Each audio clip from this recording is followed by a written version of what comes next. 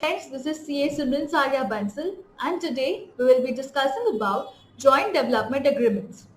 GST and income tax have their own respective taxation provisions on JDAs, but in this first part of the video, we will be discussing about the income tax provisions. So friends, let me give you a brief introduction to what JDA is. JDA is an agreement in which the landowner contributes his land to a developer or a builder, and the developer takes the responsibility of building a real estate project on such land, launching it, and even marketing it. In return, the developer gives a contribution to the landowner. Now, the contribution can be in any form. It can be a share in the sales consideration of the project, or it can be a share in the builder project, or it can be a combination of both. Friends, JDA is a win-win situation for both the parties and is also very common these days. When we talk about the income tax provisions, the developer needs to pay tax under the normal business income provisions of Income Tax Act as the real estate project is a stock in trade to him. But in the case of landowner, the landowner needs to pay tax under capital gain, and this is the most litigated part. And in this video, we will be discussing about the provisions of capital gain in the hands of landowner. Provision: developer pays tax under business income and landowner pays tax under capital gain. Friends, capital gain in the hands of landowner has witnessed various litigations, change in law, various high court rulings. But if you see the timeline of this income tax provisions, I have taken up the landmark judgment of Supreme Court in case of CIT versus Balbir Singh Miani because it has given much clarity and relief. Let us understand all the provisions in detail. Now, for any income to be taxed under capital gain, two requirements need to be fulfilled.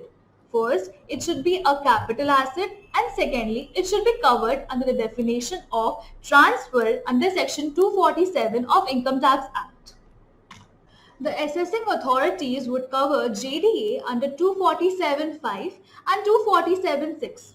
247.5 talks about transfer of possession in part performance of a contract and takes a special reference to the contracts covered in Section 53A of Transfer of Property Act 1882. 247.6 covers the transactions related to those where no actual transfer of property takes place, but there is a transfer of title in fact.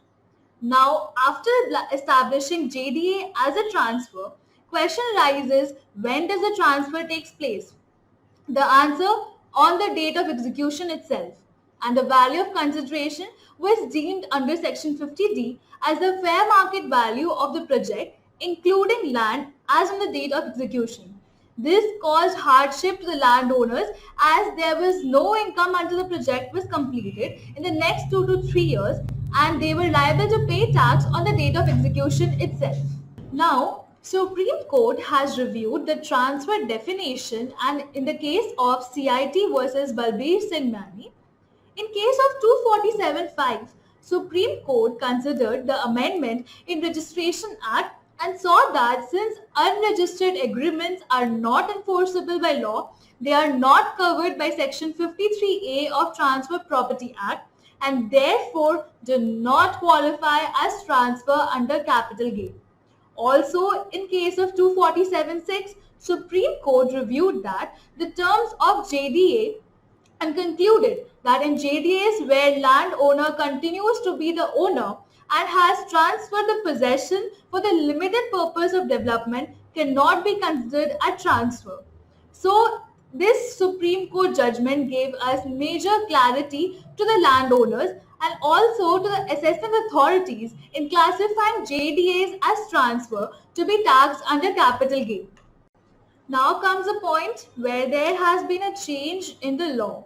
Yes, my friends, let me introduce you to Section 45(5)(a) introduced by the Finance Act 2017 and effective from 1st April 2017.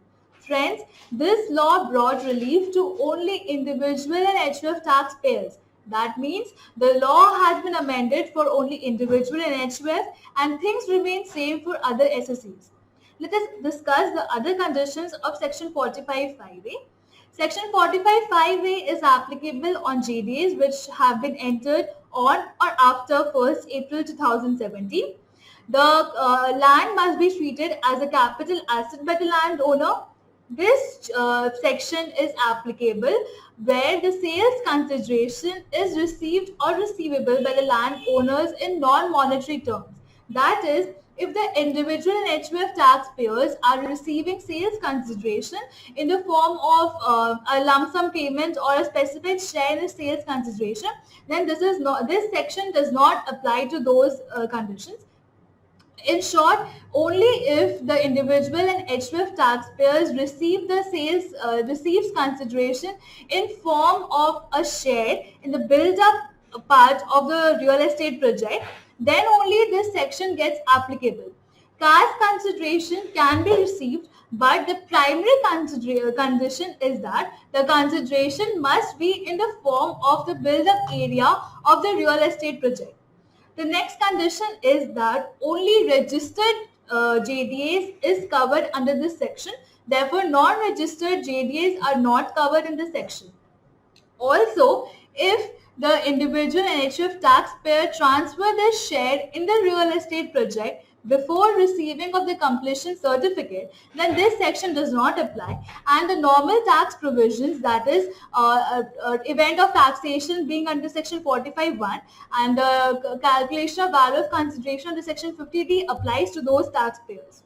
So if the individual and HUF SSCs have complied with all the provisions of section 45(5)(a), then he will be relieved from paying capital gain tax in the year of execution of JDA. The event of taxability will be shifted to the year in which certificate of completion for whole or part of the project is issued by competent authority.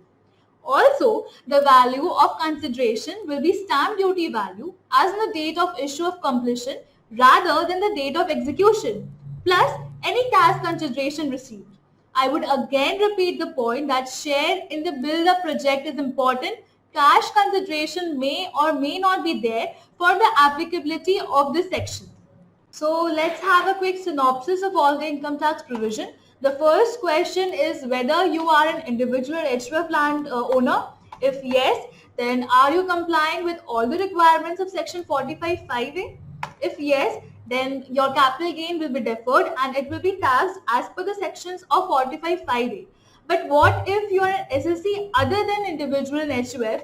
In that case, your capital gain is not deferred and the event of taxability is as per the section of 45(1) and the value of consideration is as per section 50D. And what if you are not complying with the requirements of section 45(5)(a), then also the provision of section 45(1) and section 50D will apply. One must also take note of the Supreme Court judgment and also assess whether the JDA falls under the definition of transfer under section 247. So friends, let me give you a very simple example for better understanding of section 45(5)(a). Land purchased by landowner in financial year 10-11, JDA entered and property transferred financial year 17-18, construction work completed financial year 18-19, completion certificate received from competent authority financial year 19-20. If all the requirements of section 45(5)(a) has been met, then the capital gains taxable in the year financial year 19-20 and the period of holding will be financial year 10-11 to financial year 17-18. Also friends, Finance Act 2017 has introduced a new TDS provision, section 194(1)(c), applicable in the case of joint development agreements. Developer needs to deduct TDS at the rate 10% on the monetary payments made to the landowner. Please note, only on the monetary payments made to the landowner. I hope you enjoyed watching this video. The second part, that is on the GST provisions on joint development agreement, will be uploaded soon. Thank you for watching and do like, subscribe and share our channel. Thank you.